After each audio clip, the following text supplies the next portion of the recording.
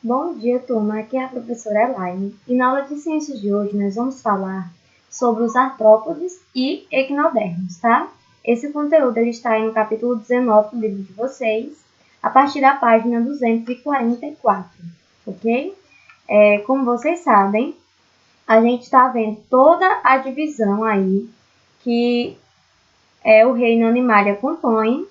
E nós estamos dividindo essas aulas por filos. E hoje a gente vai ver os filos dos artrópodes e equinodermos.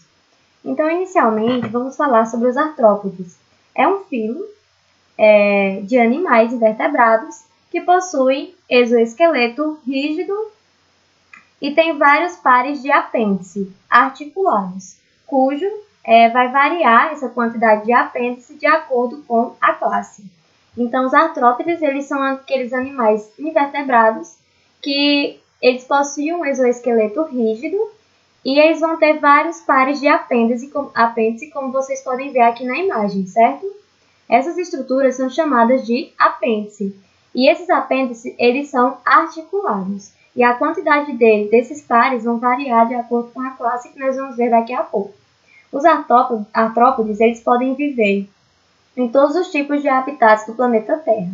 A maior parte dos crustáceos vive na água e muitas vezes nos mares. A maioria dos insetos, que são os aracnídeos, eles vivem na terra e podem ser encontrados também em toda parte, desde as encostas de montanhas a desertos escaldantes. Então, esse filo de artrópodes, eles podem ser encontrados em diversas regiões do planeta Terra e também em diversas regiões de alteração climática. Eles podem ser encontrados tanto em regiões quentes como em regiões frias.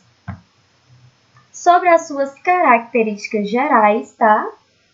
Esse filo dos artrópodes, eles vão ter o corpo segmentado, ou seja, um corpo marcado, vai ter diversas divisões. Vão ter os apêndices, que eu mostrei para vocês, que são aqueles membros que ficam aqui ao redor, que são articulados, vão ter uma articulação aberta, vão ter a presença do esqueleto externo, que nós chamamos de exoesqueleto, tá? Que é formado por uma quitina, que é bem resistente. Vão ter também uma fecundação interna, uma parte dos artrópodes, e também trocam várias vezes de exoesqueleto até atingirem a vida adulta. Então, essas são as características gerais que compõem o filo dos artrópodes. Sobre a sua reprodução, como eu falei para vocês, grande parte dos artrópodes eles possuem uma fecundação interna, já outros artrópodes eles nascem a partir de ovos. Então, nesses casos, os animais, eles geralmente, a maioria deles, eles vão nascer a partir de ovos, e esses ovos, eles vão sair desses ovos com uma forma diferente que vão criando e adaptando essa forma até serem adultos. Então, por conta dessa alteração, eles vão mudando aí o seu exoesqueleto até atingirem a vida adulta. Então, quando eles nascem de ovos, eles vão sofrendo várias adaptações no seu ciclo de vida até atingirem a sua estrutura de vida adulta. Por isso, eles alteram aí o seu exoesqueleto. Depois desse processo, ele fica com seu exoesqueleto na vida adulta, adquirindo também a sua formação adulta. Outro caso também é o caso dos insetos que possuem asa, tá? Que eles também vão adquirindo essas asas com o decorrer do seu desenvolvimento, como os besouros, alguns insetos, borboletas, mariposas, moscas. Então, elas vão eclodir como larvas e no seu desenvolvimento até atingir a fase adulta, sofrendo a metamorfose, é que esses insetos eles vão aí adquirir as suas asas. Sobre a classificação dos artrópodes, eles são classificados em 3 subfilos. Nós temos o crustácea, que é composto pelos camarão, lagosta, siri. Ele é dividido com 2 pares de antena, vão ter 5 membros locomotores, tá? E são classificados aí com o exemplo do camarão, lagosta e siri. Outro subfilo é do Selicerata, E esses animais, eles são caracterizados pelas aranhas, escorpiões e ácaro, tá? Vão ter 4 pares de membros locomotores e são adaptados aí com uma estrutura de captura de presa. O terceiro filo é o Uniramia, e esse organismo, esse subfilo, ele é caracterizado pelas formigas, moscas, baratas, abelhas, libélulas e etc.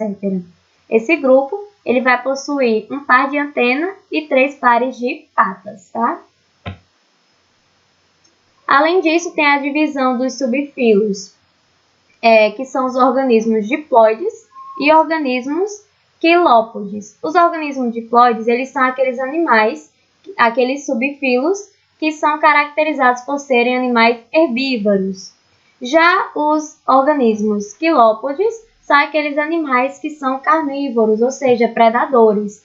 Então, eles vão ter aí uma estrutura adaptada aí para realizar essa predação, como, por exemplo, um par de segmento aí que é utilizado para essa predação. Vamos iniciar agora falando sobre os equinodermos para a gente concluir nossa aula de hoje. Os equinodermos, eles vão ser seres do filo Equinodermata, que é composto geralmente por animais que vivem em grandes profundidades. Então, nós vamos ter aí a estrela do mar, vamos ter ouriço, vamos ter diversos animais que vivem aí no fundo dos mares e oceanos. Então, continuando sobre os equinodermos, as suas características gerais do seu corpo e formação. Eles têm espinhos que recobrem aí todo o corpo e fazem parte do esqueleto, além também de servir como proteção desses animais. Como eu falei para vocês, são animais marinhos que vivem aí no fundo do mar. Constituem um grupo monofilético, ou seja, apresenta um conjunto de características exclusivas. São exclusivamente marinhos, são acéfalos, possuem respiração por brânquias e têm um sistema nervoso difuso. Além disso, o seu endoesqueleto, tá, que é a sua estrutura de composição, ele é formado por placas calcárias porosas. Então, ela não tem aí uma resistência tão grande. Sobre a respiração desse filo dos equinodermos, eles realizam a respiração, que é a troca gasosa, que é realizada pelo que eu falei para vocês, pelas brânquias. E essa respiração, ela vai ocorrer aí pela circulação da água. Sobre a reprodução desse filo, são animais de sexos separados e de fecundação interna, tá? Então, nesse filo, os órgãos sexuais, eles são simples, tá? E o desenvolvimento desse filo, desses indivíduos, vai ocorrer de modo indireto e por meio de larvas, tá? Processo de depositação de larvas que vão se desenvolvendo e crescendo até se tornar aí um indivíduo adulto. Além também do desenvolvimento indireto, que ocorre através da fecundação externa. Sobre a sua classificação, os equinodermos podem ser classificados nos seguintes grupos. Nós vamos ter a asteróidea, que é um corpo estrelado, achatado, em forma de disco central, onde parte 5 braços. Sobre essa classe, nós vamos ter aí de exemplo a estrela do mar. Vamos ter também os Equinoidea, que é um corpo esférico cheio de espinhos, e eles também são móveis na superfície. Desse filo, dessa classificação aí dos equinodermos, nós temos como exemplo o ouriço do mar ou bolacha de praia, que possuem essas características.